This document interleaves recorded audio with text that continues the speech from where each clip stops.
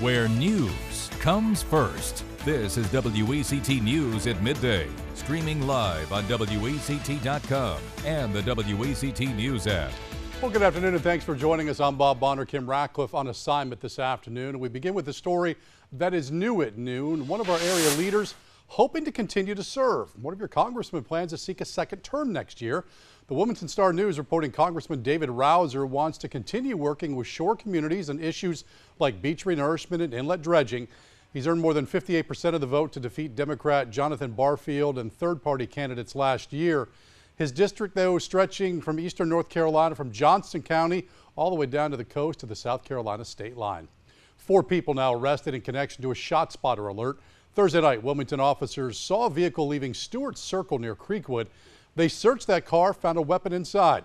The 4 people in that car all face various charges now, including discharging a firearm within the city limits and carrying a concealed weapon. We have their names listed on WECT.com. Well, happiness is a theme all across the globe today. All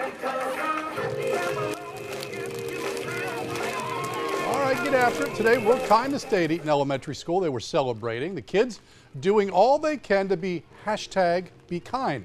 The school's counselor started the initiative to teach children how to be kind and how to spread that kindness. She says it really made an impact on the students, and it's obvious to see after talking with several of them.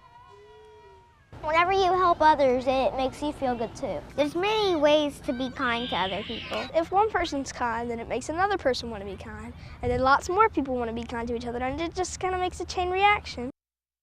Now, the students are also tagging others with kindness cards, and it is spreading right here in the WECT newsroom as well this afternoon. Well, tonight, the UNCW women's soccer team trying to go where none before it has. That would be to the second round of the NCAA tournament. The Lady Seahawks in Columbia, South Carolina, they will face the Gamecocks in the opening round tonight. Paul Kearney's team, the first ever in the program to earn an at-large bid to the Field 64. Record-setting keeper Carolyn Huddy will need to be on top of her game tonight after posting 9 shutouts during the regular season. The winner facing either Howard or Virginia in round 2. Also tonight, if you use Highway 133 in Leland, you will need to take a detour. A section of that road will begin closing at 9 o'clock tonight. The section here, Village Road, between the US 74-76 ramps. Now, there will be a detour sign up, so if you have to go that way, you can still get to your destination. The road will reopen again Monday morning at 6 a.m. Well, happening tomorrow, election workers recounting your votes in 2 municipal elections in Columbus County. Nancy Hill requesting a recount at the Brunswick Town Commissioner race, while James Green asked for one in the race for the seat on Chadbourn Town Council. A Whiteville City Council race that was decided by just 1 vote will not get a recount. One thing you don't have to take a recount for today, Gannon, just a stellar forecast today. All counts in and all looking good. 100% of us in sunshine today, Bob. Our beach cam angled across the Intracoastal Waterway toward landfall. It's all good. Temperatures outside the WECT Shipyard Boulevard studios at 70. Most of us in the 60s. As we look forward in time, I think upper 60s to a few low 70s should do it for highs this afternoon. If you're keeping track, that's a little cooler than where we were yesterday. And as we look ahead, cool is going to be the theme, if not downright chilly, as we get through this weekend with take tomorrow and tomorrow night. That block of time featuring actually slightly below average temperatures for a change here in November, with highs in the upper 50s tomorrow and then potentially some frosty mid and upper 30s for tomorrow night. So may need the jacket a time or 2 or 3 this weekend, but not a rain jacket. Rain chances near 0% with a Canadian-born high-pressure system in control. Your outdoor plans, keep them green lighted as we go through the weekend. Now, I'm going to talk more about your weekend and, of course, extend that forecast to the next 7 days. Coming up in a few. Back to you. All right, Gannon. Well, today, NTSB officials still in Akron, Ohio. The questions there remaining after what brought a plane down in a residential area, killing 9 people. Chris Flanagan reporting this afternoon. The voice recorder shows weather was discussed prior to the crash. Investigators digging through a small mountain of debris, even using small machinery, searching for parts of the plane that could hold crucial clues into the crash. So there are still items that we are looking through on site to attempt to find. So that's what we'll be doing over the next day or 2. Investigators keying in on certain clues. This is what the NTSB calls a witness mark. It's where the plane's left wing first made contact with the ground.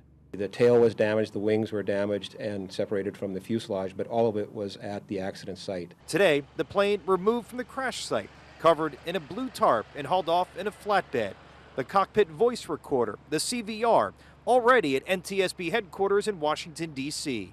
There's 30 minutes of conversation information on that CVR. That's what we'll be looking at more carefully next week. There was conversation about the weather, about landing. The NTSB won't speculate on a cause, neither will Tim Lanigan. As far as all the approaches I've shot, this is a fairly straightforward approach. Lanigan is a certified flight instructor and has flown into Akron-Fulton Airport dozens of times.